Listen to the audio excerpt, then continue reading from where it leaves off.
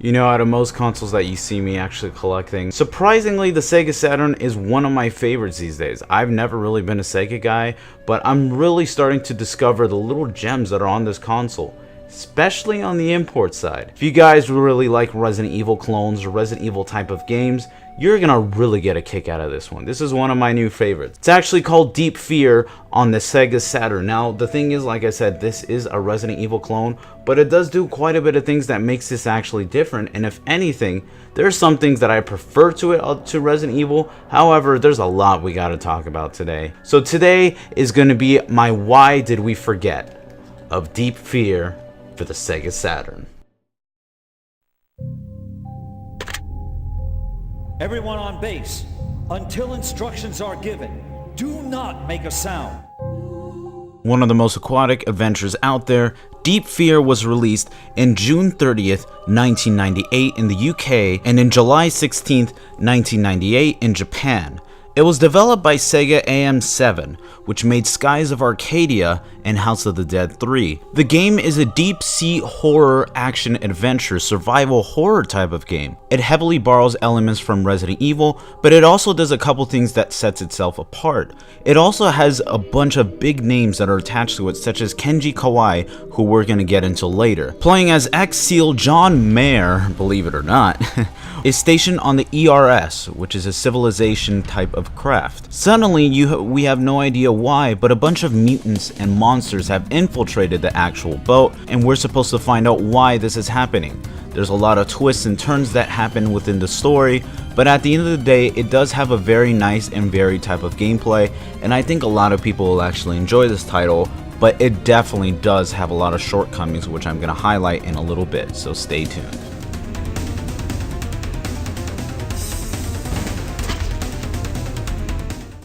So like mentioned before, this game does borrow heavily from Resident Evil. You have pre-rendered backgrounds already there for you, and you traverse it going through the ERS. You have an inventory screen, you have enemies to defeat, you have different kind of creatures and things to find out, you have health items, you have excerpts to read. There's a lot going on in this game, and while it does borrow heavily from Resident Evil, it does do a couple things that makes it unique. First of all, and the most notable, is the running while shooting. Yes, you can actually shoot and move at the same time. No other Resident Evil game has actually done that before since this game has came out. But I will say this, the running animation does feel a little slower, and the pacing of the enemies are a bit slower than you would actually prefer.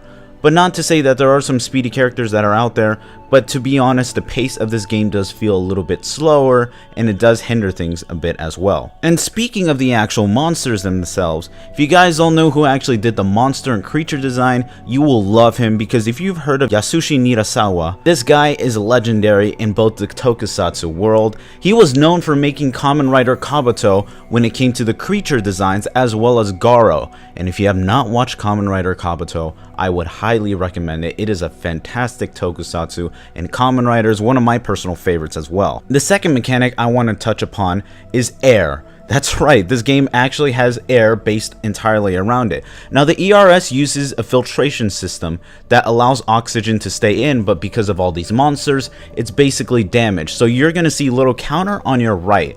It slowly counts down from whatever number it is all the way to 0.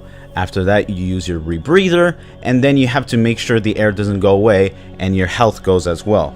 To kind of refill this air, you have to go to little air filter sections, and this is going to be your main hub. You're going to use this to recover your rebreather as well as the air in the section, and you're going to use this to save the game as well. On top of that, if you really don't have time or space to kind of move around into the replenish section, you can also use air grenades, which can be thrown and actually replenish a portion of the air in the room as well. Sometimes it goes over the limit. On top of the movement as well, we have a very nice control scheme right here, which actually utilizes all of the Sega Saturn buttons as well. You have a dedicated map button, you also have a shoot, R, and everything is here right there for you. So you have no trouble at all. This title is very well optimized for the Saturn. And a couple things more to note, the ammunition as well in this game. It's pretty much infinite, believe it or not. You have certain weapon lockers that are scattered throughout the level, so you pretty much go up to it, you replenish your weapon, and bada bing bada boom. That's pretty much it.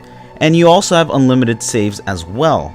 Combined with the fact that you only have one save and you can save as many times as you want, there are also 3 saves that can be saved on cartridge as well, but so far this is a rather beefy game and it does have some gameplay elements that makes it unique, but let's go into other things that I want to discuss.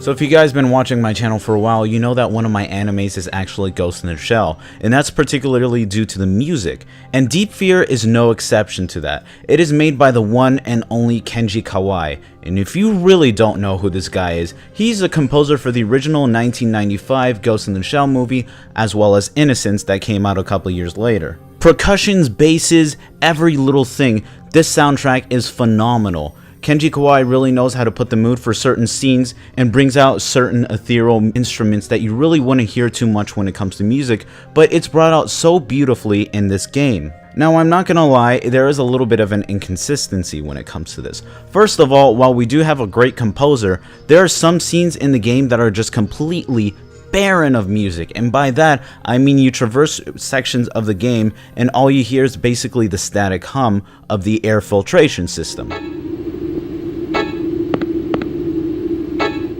Although when the music does come in, for example like boss battles, he really does know how to get the percussion and to get you feeling the tension and horror of what this game has to present to you.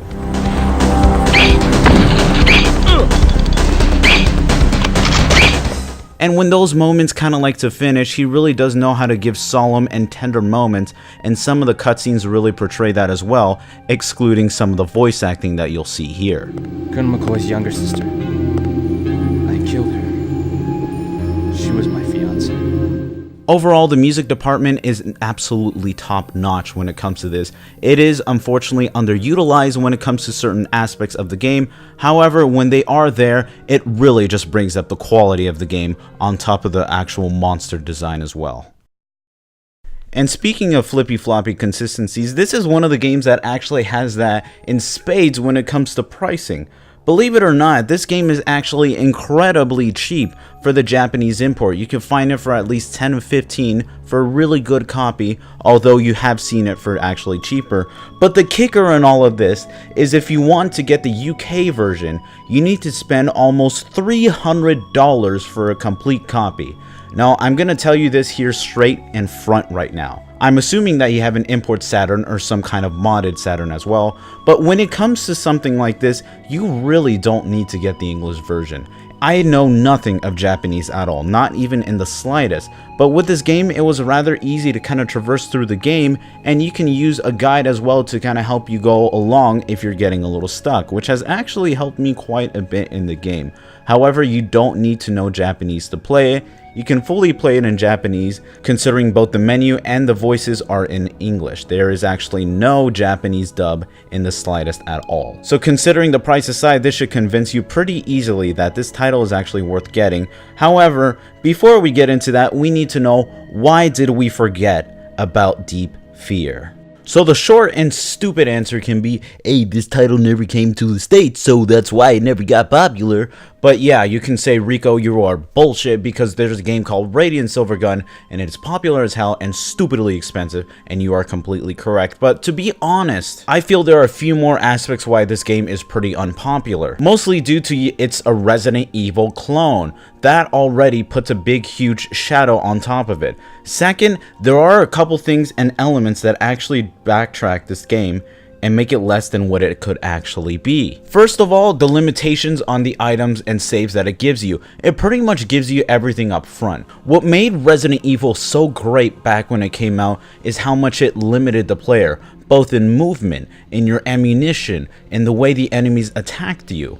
Everything was very finite and controlled. However, when it comes to Deep Fear, it does give you a lot more than necessary, basically lowering the tension of the actual game itself and makes it that much less of a survival horror. I do admit though, what makes this game great is that you can actually move while you shoot and the actual air filtration system, but I really don't think it is utilized to the slightest. The way it is actually used and implemented in the game, it actually does take a while for the air both in the room as well as in yourself to kind of deplete. So it kind of eliminates the need for actually having a mechanic close to that. I think it's these little things that really add up together why it makes for such an unknown game. However, just really looking at it, the fact that we have the guy who made the monsters for Kabuto and Garo, and we have Kenji Kawai who made this beautiful soundtrack, and we actually do have a pretty decent story, which is pretty engrossing. It had me there from beginning to end. This game does have a lot of good stuff going for it. It's just execution was rather poor. Therefore, it's going to be pretty low on some people's want list. However, if you want a really nice and awesome Resident Evil clone that actually separates itself from the rest, look no further than Deep Fear. You will thank me later, and you will love this game for what it is. I am actually very pleased and very happy. So don't get me wrong, while I was being maybe a little bit harsh on this title, I really do love it a lot.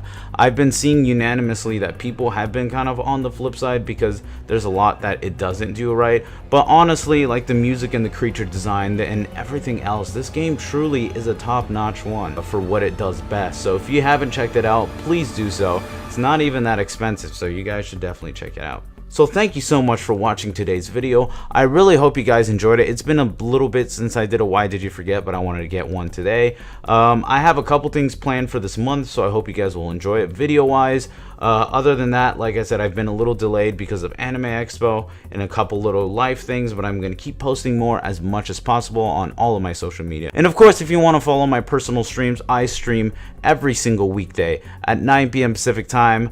I'm currently playing Resident Evil 4 on the PS4, actually, believe it or not. We're just starting to go into little modern consoles. But no, I've been playing on it. It plays like a dream in 60 frames. It's fucking great. So thank you guys, and I'll see you next time.